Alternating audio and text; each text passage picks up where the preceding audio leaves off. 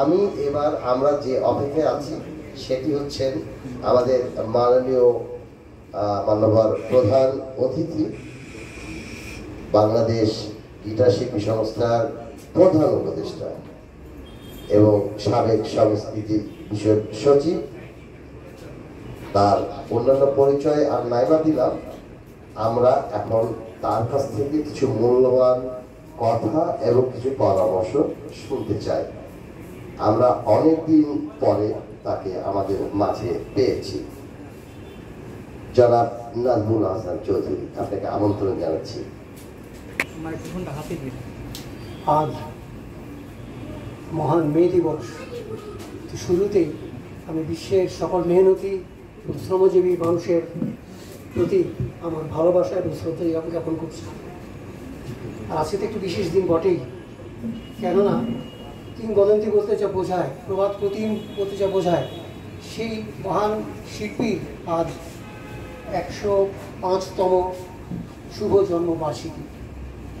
তার প্রতি আমার আনত শ্রদ্ধা।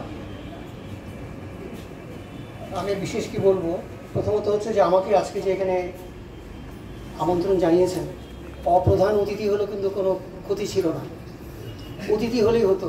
আমি চুপটি করে বসে গান, ইনফ্যাক্ট আমি গান শোনার জন্যই এসেছি, কথা বলার জন্য নয়। কথা অনেক হয়েছে এখানে, চমৎকার সবাই কথা বলেছেন, খুব জনেরা কথা বলেছেন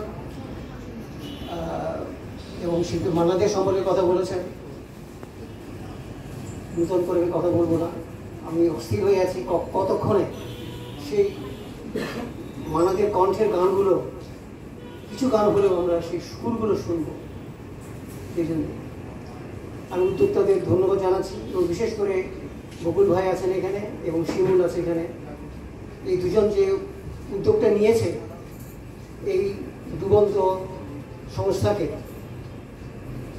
আবার টাইটানিকের মতো, যেটা প্রায় ডুবেই ছিল, আবার ভাসিয়ে নিয়ে এসছে এবং প্রবল বিক্রমে, আজকে সেই বিক্রমে কিছুটা আভাস আমরা পাবো নিশ্চয়ই। আপনারা যারা এসছেন, এত দূর থেকে এসছেন, সবাই সঙ্গীতপ্রেমী, সুরপ্রেমী, অনেকের সাথে আমার পরিচয় আছে, আমি জানি অনেককেই। তো আমি নিজেও একসময় গিটার ধরেছিলাম, চর্চার অভাবে এখন যা হয় হাত বন্ধ হয়ে গেছে।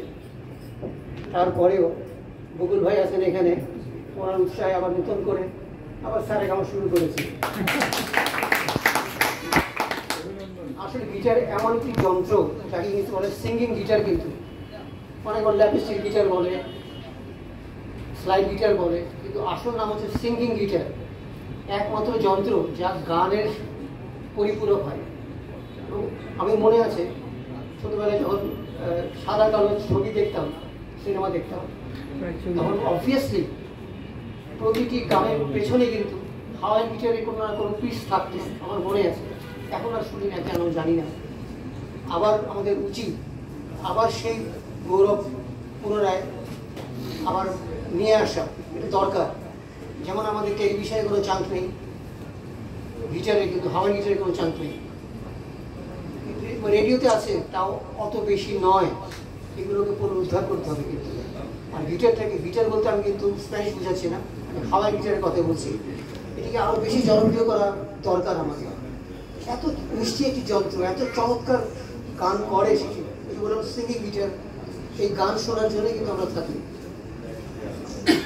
মানা দেখে আমরা মনে রাখছি, কেবলমাত্র তার কণ্ঠের জন্য নয়, এই যে আজকে আমরা শুনবো তার কণ্ঠের গানগুলো যে কি চমৎকারভাবে গিটার এই 6 তারের মধ্যে খেলতে পারে, একটু পরে তার প্রমাণ আমরা পাবো।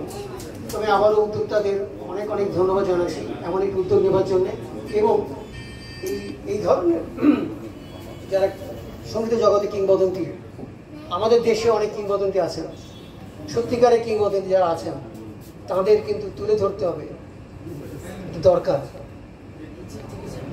এবং সমাজে যত বেশি সঙ্গীত বিস্তৃত হবে, তত বেশি মানুষ পরিশুদ্ধ হতে থাকবে। আসলে সঙ্গীত মানুষকে পরিশুদ্ধ করে, হৃদয়ের বিস্তার ঘটায়। এটি সঙ্গীতের বিশাল একটা অবদান।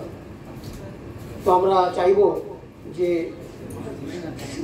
শিমুল এবং তার সঙ্গে যারা আছে, সবাই যাতে এই গিটারটাকে আরও এগিয়ে নিয়ে যায় বকুল ভাই আপনি তো আছেন নিশ্চয়ই, আমার পেছনে আছেন আপনি, আপনারা গিটারকে আরও এগিয়ে নিয়ে যান।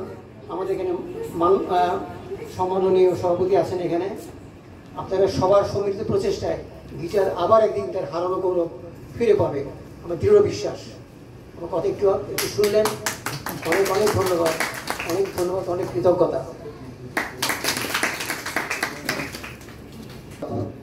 আমাদের আজকের মান্যবর প্রধান অতিথি, আসলে আমি দুঃখিত তার আসল পরিচয়টা দেওয়া হয়নি। আজকে হাওয়াইয়ান গিটারের অনুষ্ঠান, উনি যে হাওয়াইয়ান গিটার শিল্পী উনি যেভাবে বলেছেন আসলে তা না। উনি রবীন্দ্রসঙ্গীত অত্যন্ত ভালো বাজাতেন, মাঝখানে একটু গ্যাপ তো হলে হাওয়াইয়ান গিটারে যা হয়, তো ওই যে আবার শুরু করেছে সেজন্য একটা হাততালি হবে। আমি জামিনী তুমি শশী